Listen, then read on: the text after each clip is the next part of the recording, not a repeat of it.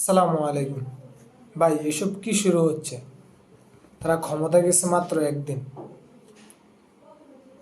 দেখুন, বিএনপির এক কর্মী কি বলতেছে, অকথ্য ভাষায় গালাগালি করতেছে। একটু শুধু শোনো। জামাত তোদের আমির আছে না, আমির খান কি বলা, ওই ওই আব্দুল রহমান, ওই বুড়োর ফুটকি মারি খান কি বলা, ওই বুড়োরা পাইলে তার গলা কাইটটা খান কি বলা রে আগুনে পড়াইতাম।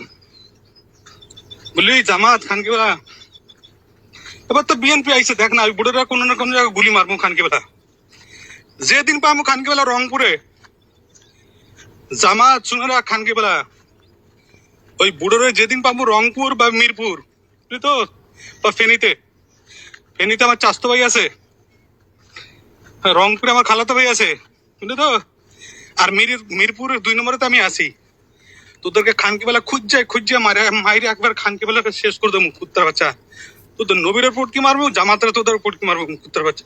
শুধু তাই নয়, দেখুন, সে আমাদের মহানবী হযরত মুহাম্মদ সাল্লাল্লাহু আলাইহি সাল্লামকে পর্যন্ত কটূক্তি করেছে। একটু দেখুন আপনারা।